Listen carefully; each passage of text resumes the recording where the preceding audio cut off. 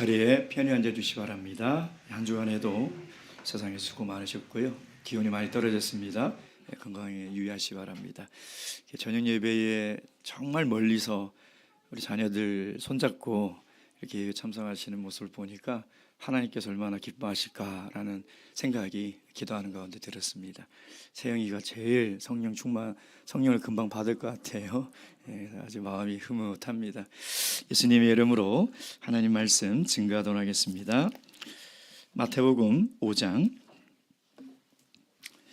3절부터 5절까지 우리 첫 번째 복부터 생각하시면서 천천히 3절부터 5절까지 한 목소리로 읽도록 하겠습니다. 시작.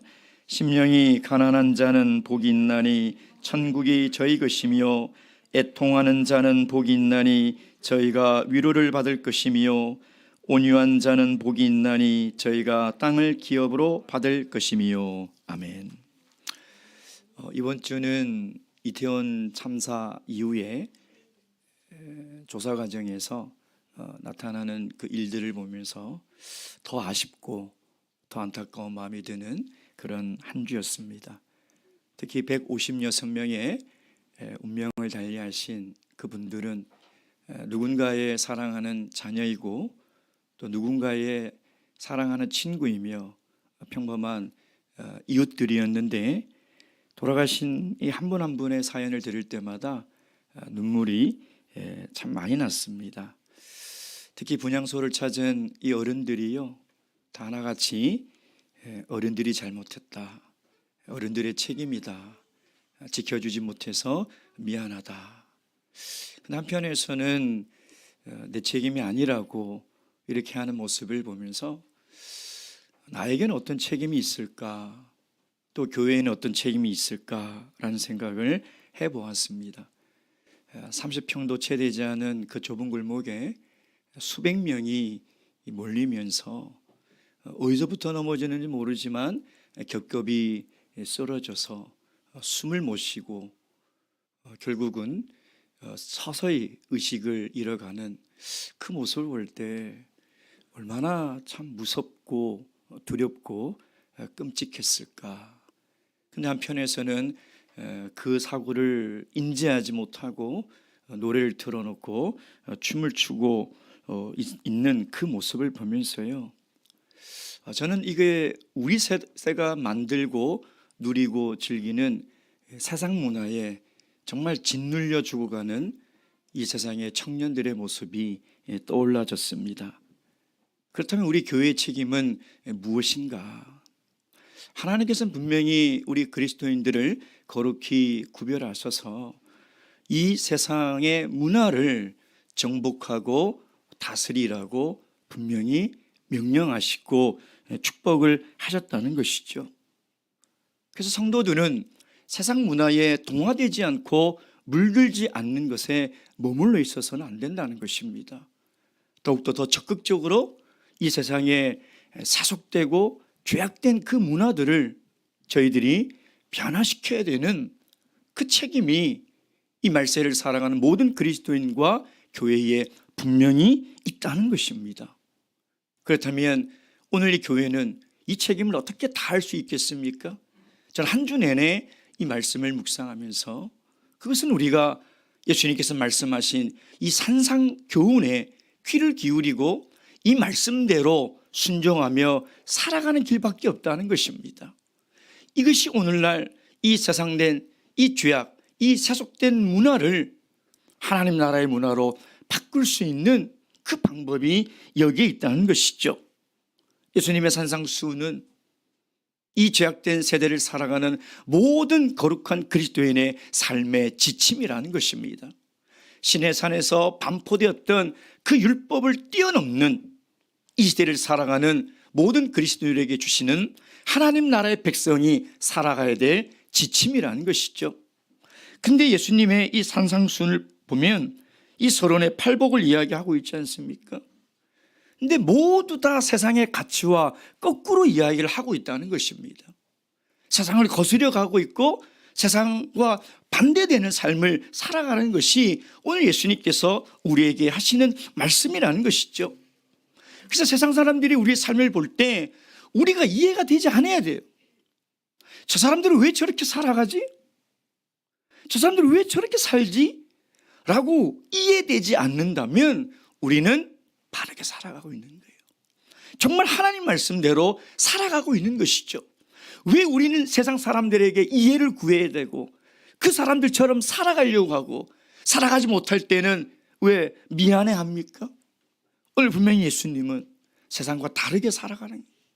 그것이 복받은 인생이고 그것이 하나님 나라의 백성의 삶의 모습이라고 우리에게 이야기를 하고 있다는 것입니다. 오늘 세 번째, 온유한 자에 대해서 말씀을 하고 있습니다. 온유한 자는 복이 있나니 저희가 땅을 기업으로 받을 것이며. 오늘 세 번째 주시는 예수 그리스도의 산상수훈을 통해서 온유한 삶을 다 살아갈 수 있는 그런 귀한 시간 되기를 주님의 이름으로 축원드립니다. 자, 첫 번째 우리가 알아봐야 될 게 뭐냐면 온유한 자에 대한 오해입니다. 다시 우리 5절 말씀 함께 읽어보도록 하겠습니다. 시작. 온유한 자는 복이 있나니 저희가 땅을 기업으로 받을 것이며. 우리 부모들이 어린 자녀를 키울 때, 특히 남자들을 키울 때 어딘가 친구들과 싸웠는데 일방적으로 맞고 오잖아요. 그러면 얼마나 부모 속이 상합니까? 그렇죠? 특히 엄마들은 더 그렇죠. 그래서 애한테 그럽니다. 야, 너는 맞고만 있었냐? 너랑 한 대 치지. 이런 얘기를 하지 않습니까? 속이 상하죠. 세상의 가치관은요, 힘 있고 능력 있고 열정적이고 주도적인 사람이 땅을 정복하고 땅을 소유합니다. 이게 세상의 가치관이에요. 실제로 세상을 이끌어갔던 모든 리더들은 굉장히 열정적이고 도전적이고 진취적이었어요. 능력도 있었죠. 그러니 이 인류 역사의 온유한 사람들은요, 그런 사람들에게 다 묻혀버립니다. 존재감이 없어요, 그런 사람들은요. 그래서 너무나 성품이 부드럽고 착하고 순하면 당하고만 산다. 이게 세상의 논리예요. 세상의 가치관이라는 거예요. 그래서 너 그리 어디 가서 그렇게 착하고 순둥순둥 그렇게 있지 마. 너 그럼 당할 거야. 우리는 그렇게 가르치고 있습니다. 왜? 온유한 사람은 늘 빼앗기고 손해보고 당하고만 사는 것이 이 세상의 원리니까요.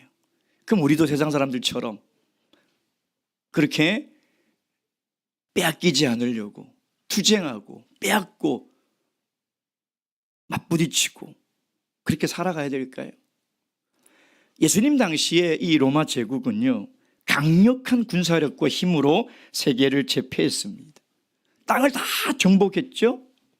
그러니까 이스라엘, 이 팔레스타인 땅도 로마가 힘으로 무력으로 빼앗아서 지금 식민 통치를 하고 있는 그 시대예요. 로마 제국은 이 제국을 다스릴 때 한 가지 원칙이 있습니다. 뭐 종교? 그래, 황제 섬기고 너희 종교 다 섬겨라. 인정해 줍니다. 다 인정해 줘요. 세금만 잘 내라. 인정해 줍니다. 근데 단 한 가지, 반역을 했을 때 자비가 없습니다. 반역이 일어나면 아주 무자비하게 진압해 버립니다. 그래서 이 지배국이요, 그것이 너무나 두려워서 숨도 못 쉽니다. 그래서 주위의 국가들은 로마의 그 강력한 그 힘을 부러워하고 두려워하는 것이죠. 그런 시대를 살아가고 있는 이 유대인들이에요. 그러니 여러분 상상해 보십시오. 오늘 예수 그리스도의 산상수훈을 듣는 이 그 자리에 앉아있는 모든 유대인들의 마음속에는 어떤 마음이 있을까요? 아, 우리가 힘이 없어서, 우리나라가 힘이 없어서 땅을 빼앗기고 이렇게 고생하며 힘들게 살아가고 있구나. 다 그런 생각을 하고 있는 그 시대라는 것이죠. 그래서 유대인들은요, 로마의 그 어마어마한 강력한 제국이지만 그래도 우리가 투쟁해야 되지 않냐 하는 열심당원들을 지지하는 유대인들이 있었고요. 그래서 메시아를 더 기다렸던 거예요. 강력한 힘을 가지고 있는 이 구원자 메시아가 빨리 와서 우리 땅을 도로 찾고 우리를 해방시켜 달라는 그 메시아 사상이 가득 차 있었던 그런 시대에 예수님이 도저히 이해가 되지 않는, 받아들일 수 없는 말씀을 오늘 그들에게 하고 있는 것이죠. 온유한 사람이 복이 있습니다. 온유한 사람이 땅을 차지합니다. 여러분은 온유한 사람입니다. 여러분이 땅을 차지할 것입니다. 이렇게 지금 이야기를 하고 있는 것이죠. 예수님의 말씀은 세상의 가치와 반대로 말씀하고 있습니다. 로마 황제나 나폴레옹이나 징기스칸 같이 힘있고 능력 있는 사람들이 땅을 제패하며 살아가고 있는 이 시대에 예수님은 온유한 사람으로 살아가라고 말씀하고 있다는 것이죠. 자, 그렇다면 우리가 두 번째 생각해 봐야 될 게 뭐냐면, 그렇다면 예수님이 말씀하시는 이 온유가 무엇이냐 하는 것이에요. 여러분, 결론적으로는요, 예수님이 말씀하시는 온유는 성품이 아닙니다. 이 온유는 유순하고 부드럽고 착한 성품을 이야기하는 것이 아니에요. 자기 주장도 못하고 그냥 너무 순해서 당하고만 살아가는 그걸 이야기하고 있는 것이 아니라는 것이죠. 헬라어로는 프라에이스라고 하는데요, 이게 히브리어를 찾아보면 아나우라는 구약에 이 단어를 쓰이는데, 이 아나우라는 단어는 뭐냐면 겸손하다, 그리고 우리가 심령이 가난한 할 때 그 가난한 있죠. 그 가난한, 그리고 온유한, 이 세 가지의 동의어로 쓰이고 있어요, 이 아나우라는 단어가.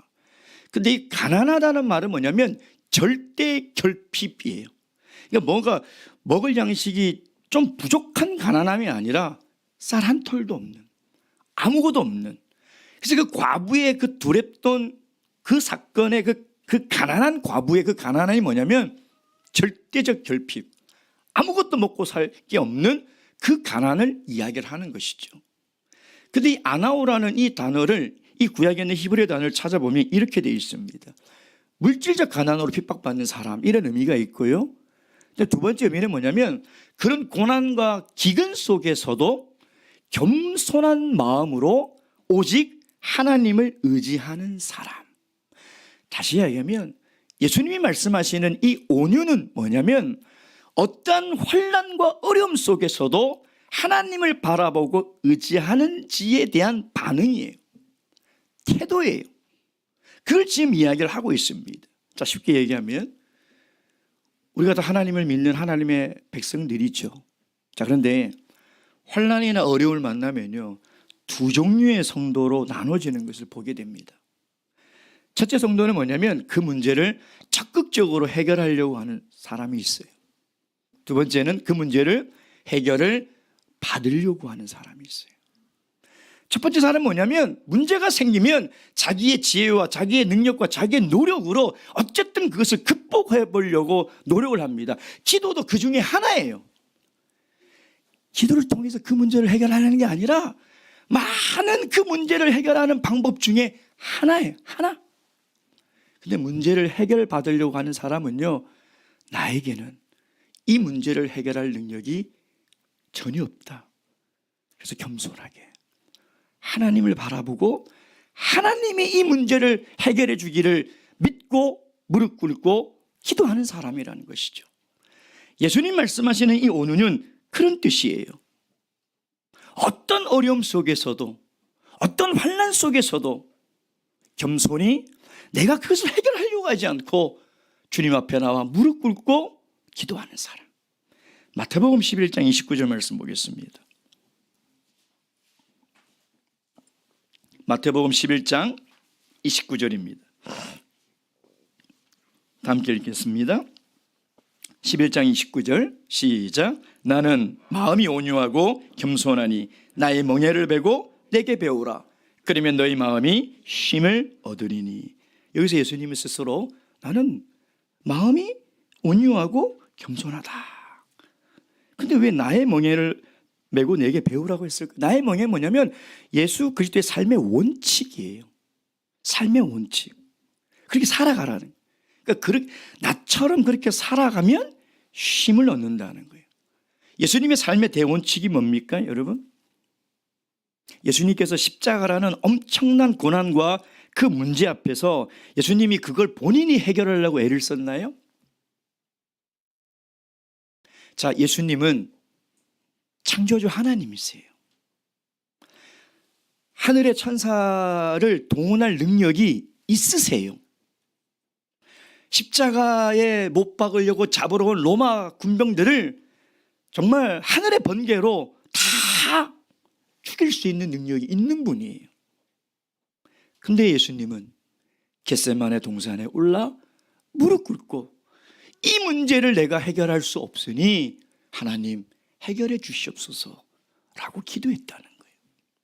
이게 예수 그리스도의 멍에예요. 이걸 배워야 우리가 진정한 쉼을 얻는다는 거예요.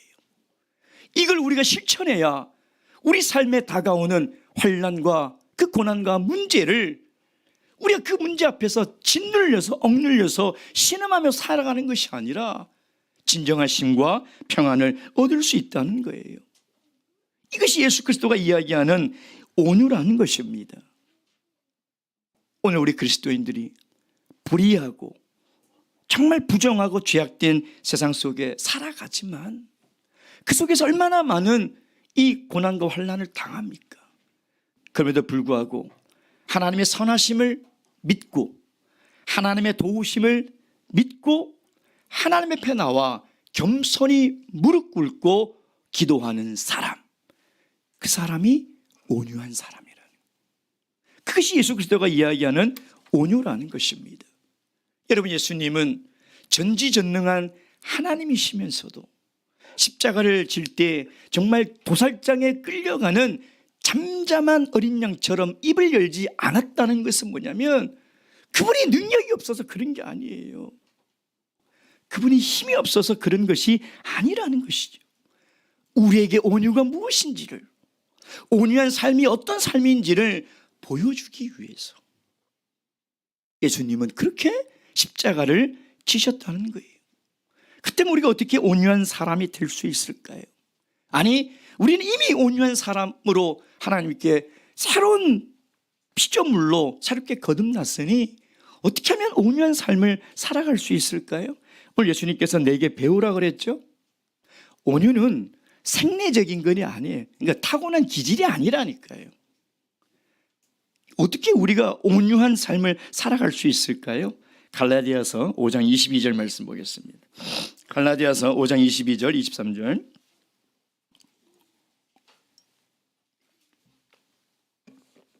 갈라디아서 5장 22절 23절 다 함께 읽겠습니다. 22절 23절 시작. 오직 성령의 열매는 사랑과 희락과 화평과 오래 참음과 자비와 양성과 충성과 온유와 절제니 이 같은 것을 금지할 법이 없느니라. 하나님께서 해주셔야 돼요. 하나님의 성령이 내 삶에 충만해서 그 성령이 그렇게 살도록 만들어 주시는 거예요. 성경의 그 온유한 삶을 경험한 사람들이 사실 너무나 많습니다. 근데 오늘 대표적인 한 사람, 우리가 너무나 잘 알고 있는 한 사람, 민수기 12장 3절 말씀 보겠습니다.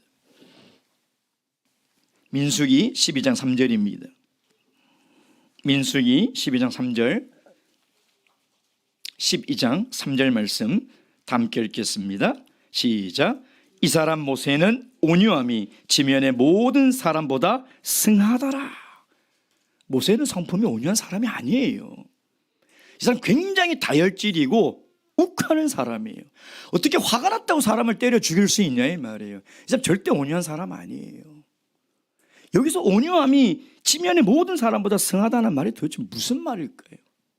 모세는 살살까지 당대 최고의 애굽의 왕실에서 당대 최고의 학문과 무예를 다 익혔던 사람이에요. 그렇죠? 뭐 웬만한 문제는 자기의 능력과 지혜와 지식으로 다 해결할 수 있는 사람이에요. 그러니 그 히브리인 노예가 고통받는 것을 보고 자기의 능력으로 해결하려고 했죠. 그렇잖아요. 사람 하나 죽여도 되는 사람이고 그런 능력이, 권력이 있는 사람이에요. 근데 그걸로 인해서 어떻게 돼요? 광야로 도망치잖아요. 그리고 40년 동안 그 광야에서 양을 치며 삽니다. 80이 됐을 때야 하나님께서 나타나시죠. 그리고 내 발에서 신을 벗어라. 그 말이 뭐예요? 복종하라는 거예요. 네가 네 힘으로, 네 지혜로, 네 능력으로 그 문제를 해결하고 네가 그렇게 살아가려고 하는 그 삶을 그거 포기하라는 거예요. 그리고 이제는 나의 종이 되어서 어떤 문제라도 나 앞에 나와서 나에게 기도하고 하나님의 도우심과 능력을 구하는 삶을 살아가라는 거예요. 그래서 모세는요 80이 되어서야 그걸 깨달은 거예요. 그가 40년 동안 이스라엘 백성들을 인도하면서 그가 만약에 40살 때 가장 능력이 있을 때 하나님이 모세를 썼다면요 이스라엘 백성들 다 모세한테 맞아 죽었을 거예요. 그렇게 말 안 듣고 한 발짝 가면 불평하고 한 발짝 가면 불만하는 사람 모세가 살려뒀겠어요? 모세 손에 다 죽었을 거예요. 근데 80살 때 하나님을 만나면서 그걸 깨달은 거예요. 아, 어떤 어려움과 내 인생에 문제가 있더라도 나는 그걸 해결할 수 없다. 그래서 모세는 늘 하나님 앞에 나와 기도해요. 하나님 앞에 나와 기도해요. 그래서 모세는 정말 위대한 중보 기도의 삶을 살아갔다는 것이죠. 여러분, 온유한 사람은, 거룩한 백성은 내 발에서 내 신을 벗어버려야 돼. 하나님께 절대 복종하며 하나님 말씀에 순종하며 살아가는 것이죠. 제가 팔복서를 말씀드리면서 첫 번째 이 심령이 가난한 자는 앞으로 이어지는 모든 복과 연결이 되어 있다고 말씀드렸죠. 여러분, 심령이 가난하다는 것은 내 안의 죄를 절대 해결할 수 있는 능력이 전혀 없다는 것을 깨닫게 된다는 거죠. 그러면 우리는 어떻게 돼요? 애통함이 생길 수밖에 없어요. 죄의 문제를 해결하면서 우리가 어떻게 기뻐하며 웃으며 살아갈 수 있냐 이 말이에요. 그러니까 눈물이 날 수밖에 없는 거죠. 그럼 자연스럽게 어떻게 됩니까? 능력의 온천이신 하나님을 바라보고 늘 하나님을 의지하며 살아가는 그런 온유한 사람이 될 수밖에 없다는 거예요. 그러니 심령이 가난하지 못하면 애통할 수도 없고 애통함이 없으면 온유한 삶을 살아갈 수 없는 거예요. 오늘 우리 예수 그리스도께서 말씀하시는 그 온유한 사람이 무엇인지를 잘 깨달아 어떠한 환난과 시련과 문제 가운데서도 내 힘과 내 지혜와 내 경험을 의지하지 마시고 온전히 하나님 앞에 나와 하나님을 바라보며 의지하는 그런 온유한 사람이 되셔서 하나님이 약속하신 그 복을 다 누리시기를 주님의 이름으로 축원드립니다. 그럼 마지막 세 번째 우리 마태복음 5장 5절 말씀 다시 한번 읽어보도록 하겠습니다. 5장 5절 읽겠습니다. 시작. 온유한 자는 복이 있나니 저희가 땅을 기업으로 받을 것이며. 온유한 자가 땅을 기업으로 얻는다? 좀 생뚱맞지 않습니까? 뭔가 하나님이 이 복의 매치를 좀 잘못하고 있는 거예요. 왜 온유한 사람이 땅을 기업으로 받죠? 잘 이해가 되지 않습니다. 그런 생각을 해봤어요. 2000년 전 예수님께서 산에서 이 온유한 자는 복이 있나니 땅을 기업으로 얻을 것이다 이 말씀을 듣는 그 군중들이 한국 사람이었다면 얼마나 귀를 쫑긋하고 들었을까? 한국 사람들은 땅을 정말 좋아해요. 땅에 집착하고요. 그렇죠? 땅에 욕심이 얼마나 많아요. 어떤 분이 그러더라고요. 목자님 땅만 사놓으면요 땅땅거리고 삽니다 그러더라고요. 정말 한국 사람처럼 땅을 좋아하는 사람이 있을까요? 내가 온유하게만 살면 하나님 땅을 주신다면 한 번쯤 살아볼 만하지 않습니까? 그래서 강남에 땅 주시면 좋겠는데, 그죠? 뭐가 어렵습니까? 내가 온유한 삶을 살아가면 하나님의 땅을 주시는데 그거 못 살아가겠습니까? 살 수 있을 것 같아요. 1970년 중반에 이 강남 지역이 개발되면서 땅값이 10배, 20배, 30배 막 폭등하면서 우리 사회에 등장한 사람들이 있죠. 복부인, 그렇죠? 복부인이 뭐냐면 복을 받은 여자라는 뜻이에요. 그 땅을 받아서 복을 받았는지 모르겠지만 예수님이 주신다는 땅이 그 땅이며 예수님이 주신다는 복이 그 복일까요? 마태복음 5장 5절에 이 땅에 대한 해석과 적용은 참 많습니다. 정말 많아요.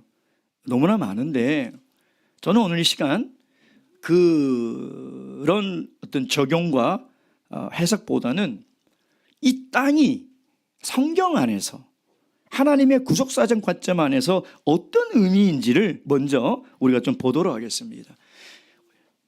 성경을 읽으면서요, 중요한 몇 가지 주제들이 있습니다. 우리가 성경을 그냥 읽지 마시고요, 성경에 굉장히 중요한 맥이 있고 흐름이 있고 주제가 있어요. 그 중에 하나가 뭐냐면 땅이에요. 땅. 우리가 창세기를 공부하면서도 땅이 얼마나 중요한지 정말 땅이라는 단어가 어마어마하게 많이 나옵니다. 땅은 정말 중요한 성경의 핵심 주제 중에 하나예요. 자, 창세기 1장 28절 말씀 보겠습니다.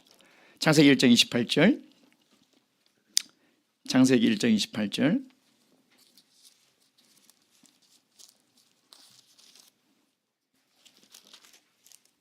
28절 다 함께 읽겠습니다. 시작. 하나님이 그들에게 복을 주시며 그들에게 이르시되 생육하고 번성하여 땅에 충만하라. 땅을 정복하라. 바다와 고기와 공중의 새와 땅에 움직이는 모든 생물을 다스리라. 땅에 충만하고 땅을 정복하고 땅을 다스리라. 이 말씀은 하나님께서 우리 모든 인류에게 주신 명령이고 축복이라는 거죠. 그 말은 뭐냐면 땅이 왜 중요하냐면요, 땅은 인간이 살아가는 삶의 현장이에요. 동시에 하나님의 통치가 이루어지는 장소라는 이 땅이.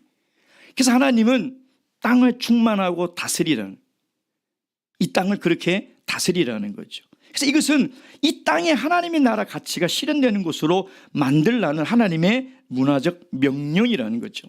여러분 창세기 12장 1절에 보면 하나님께서 아브라함을 부르시고 너는 본토 친척 아비 집을 떠나 뭐라고요? 내가 지시할 땅으로 가래요. 그 땅으로. 그리고 출애굽을 보면요, 출애굽 보면 한 번도 애굽에서 나와 이런 말이 없습니다. 애굽 땅에서 나와. 계속 얘기해. 애굽 땅에서 나와 내가 약속한 젖과 꿀이 흐르는 약속의 땅으로 너희를 인도하리라. 그 땅에서 나와서 그 땅으로 내가 인도하겠다고 계속해서 이야기를 하는 것이죠. 그때 오늘 마태복음 5장 5절에 이 땅을 기업으로 얻는다는 이 개념은요, 바로 구약의 가나안 땅을 정복하고 땅을 얻는 거기서부터 개념이 출발한 거예요. 제비를 뽑아 분깃을 나누는 거기서부터 출발한 것이라는 것이죠. 자, 그래서 레위기 20장 24절 말씀 보겠습니다. 레위기 20장 24절. 레위기 20장 24절, 20장 24절 말씀입니다. 24절 다 함께 읽겠습니다. 시작. 내가 전에 너에게 이르기를 너희가 그들을 땅을 기업으로 얻을 것이라. 내가 그 땅 곧 젖과 꿀이 흐르는 땅으로 너희에게 주어 유업을 삼게 하리라 하였노라. 나는 너희를 만민 중에서 구별한 너희 하나님 여호와라.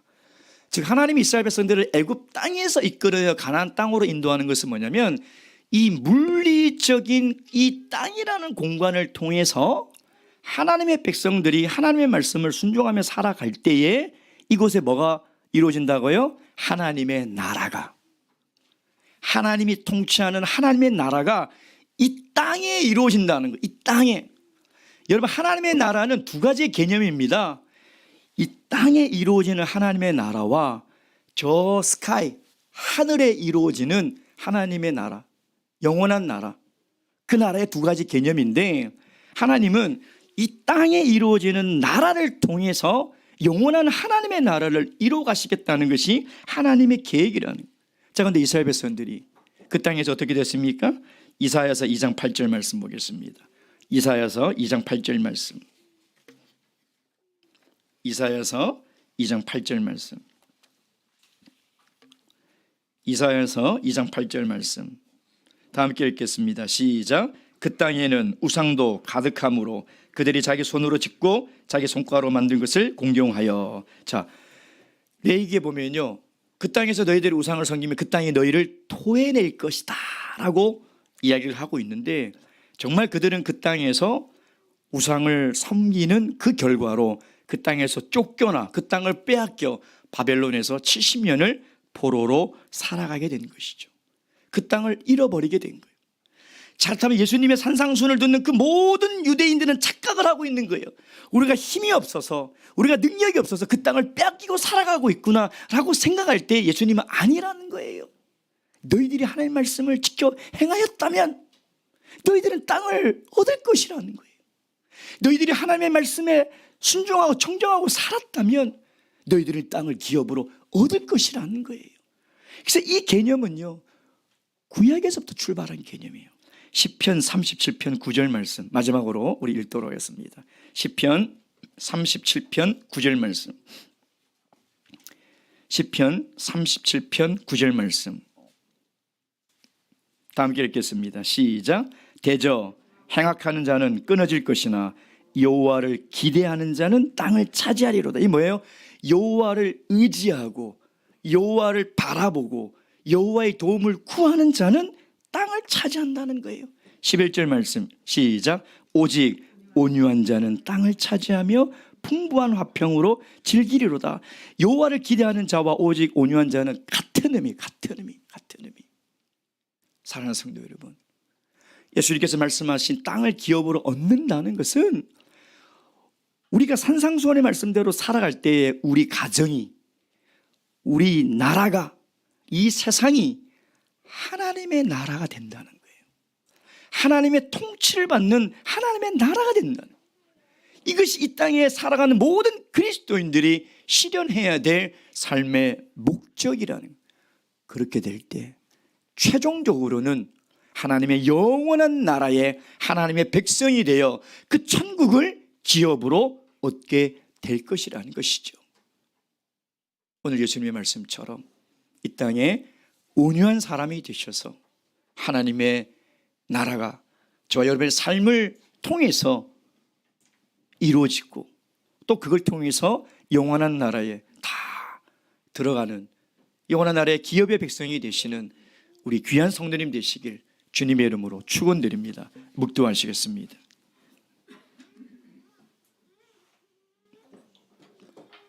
할렐루야. 아멘.